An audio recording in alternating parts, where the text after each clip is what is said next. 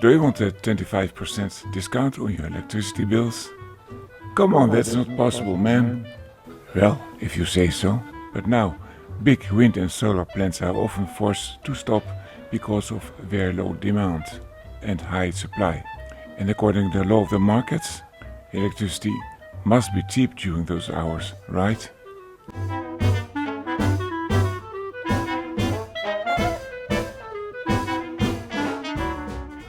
Hi, Norbert here, energy engineer, and in video 57 I explain how to get lower electricity prices. This isn't a loophole that benefits a few people. It's a way to help the society and yourself at the same time.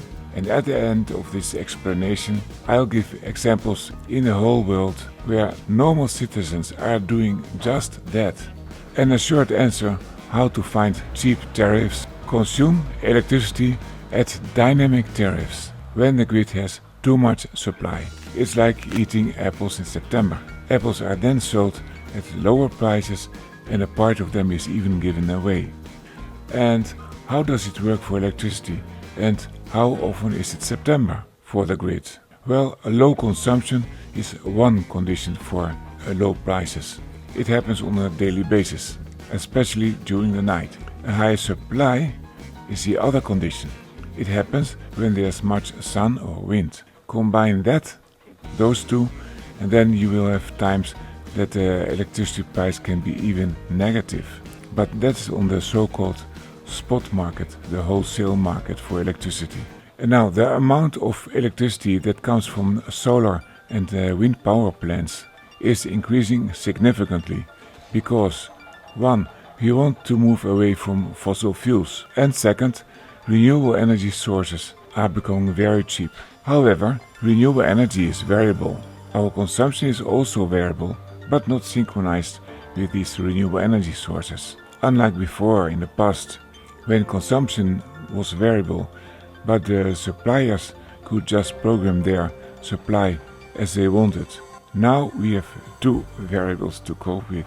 Moreover, global electricity consumption is growing. First, in developing countries, of course, people want to improve their level of well-being and lifestyle. And in the developed countries, we committed to reduce our carbon footprint and we have to shift to electricity from fossil fuels away. And that means, for example, using more for cooling and heating. And also think of the EVs, the electric vehicles that must be charged. See also the website of the International Energy Agency to see the statistics of this growth. And the problem is, the grid can't handle it. Experts warn for possible blackouts, and the electricity suppliers don't have enough funds for new grids, but even not for the maintenance of the existing grids, let alone for the expansion. That's not only a question of money, but also bureaucracy, because each square meter is very expensive, but also they are occupied, those square meters. And the result is that suppliers are not eager to accept new clients to be connected. Another solution, you say, could be just to store the energy. But no, that's too expensive. At least if the grid operators didn't see my video 44. No, a better solution is incentivizing the grid users, the households, to consume when the energy is more abundant. Think of it like eating apples in September. Households consume 27% on average in the European Union, and in the United States even 37% of total electricity. So our role as consumer is essential. So let's explore how to incentivize ourselves to consume energy when it's the right moment and when the supply is high. And talking about storage, we can do that also at home instead of at a central place, and not only in batteries, which are expensive. See this video number 25. Well, of course you will say we have already a binary electricity tariff, off-peak and on-peak, at the night and during the day. But they give only a low discount during the off-time periods. Well, check yourself if this is true also in your case. Okay, so shifting consumption already today to the night or to the weekend can save you some money. However, In this new situation with variable supply of growing renewable energy, market prices are really variable and sometimes even negative. So it makes sense, instead of these fixed off-peak and on-peak times, to have dynamic tariffs. Those are prices just like on the wholesale or the spot electricity market. They usually change every 15 minutes. And then we need an aggregator which connects us with this spot market. And they exist already in some places. And they are very useful for everybody, including the decision makers that are now worrying that they cannot sell all their production of renewable energy. So the investors are running away. But for us, you and me, the advantage is that we can pick from the lowest tariffs. So then my question is, why is capitalism not working here? The normal market mechanism. Hey there, is it time to wake up? Are you excited about this new way of consuming energy? It will help you, the society, and also the investors of wind and solar power plants worried about unsold surplus energy. Watch this video until the end, because many of you can start already today to pick electricity at bargain prices, even in your own country. The European Union has already generic laws in place for dynamic tariffs, but the member states are slow to implement them. Anyway, as far as they are available, I will put them in the description, personalized for each language. And you know, I have 7 languages on this channel, so maybe your country is also in the list. And if not, I will provide you with some questions for ChatGPT in such a way that artificial intelligence can answer you for your own region. Another reason to watch this video to the end is that you will understand that there is no alternative anymore. We have to stick together and let know that we want security of supply. Yes, that's SOS. Why is Italy 95% of the energy meters are smart meters, which is a condition to have dynamic tariffs, but there are no dynamic tariffs? Who has been sleeping here? The bureaucrats or maybe we citizens? Let's take the example of Italy, but follow up in a way that the solution is complete. And let's wake up and start the energy transition from the bottom, at the household level. Yes, that's us, you and me. In countries like Germany and Netherlands, I saw already news headlines that it's difficult to get new supply contacts because there's no capacity. So households are put on the waiting list. Well, how many other countries are still in the same situation? If we just work according to the markets, then good things can happen. So subscribe with notification to join 360 degrees of innovation and welcome the energy transition in your home. And leave comments, especially if you have experience with dynamic tariffs in your home. And our disclaimer, the spot market's energy prices can be very low and they can even go in the negative. But that doesn't mean that your electricity bill will be also zero, because the spot market price for the physical energy is only a part of the total electricity bill, typically around 1/3. And that's due to the other costs like transport and also taxes and other things. And those have to be paid anyway. Remember, also apples must be transported to your home. And what do you need in practice? That's a long story, and I will tell it to you if you show interest. You need in the first place those smart meters, which can tell you moment per moment how much electricity costs, every 15 minutes again. So that's nearly 100 tariffs per day.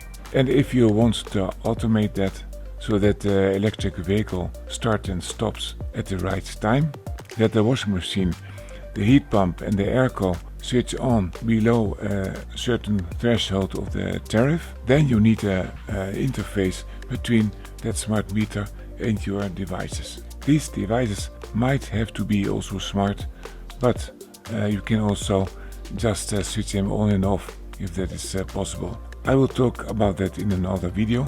If you show interest, I think it should be very interesting for you. Because in the fossil fuel, see also the previous video with carbon tax, you will probably have less fossil fuel, but more electricity on your expense list each month. So let's see some examples. In the UK, Octopus Energy offers this agile tariff, which provides half-hour electricity prices linked to the wholesale markets. This tariff allows users to shift their usage to the times that the tariffs are low, which is often aligning to the high feed-in of renewable energy. Then we have Germany.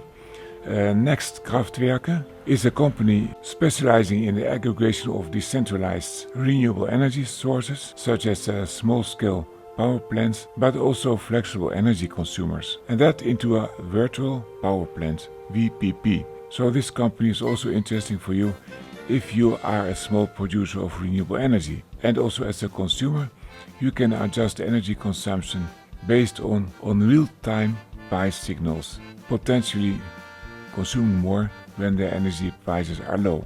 And by the way, I read that Germany has only 500,000 smart meters installed.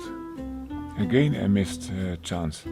Italy has the smart meters, 95%, and Germany has this aggregator. Why don't we combine those two and start working finally? In the USA, we had Griddy in Texas.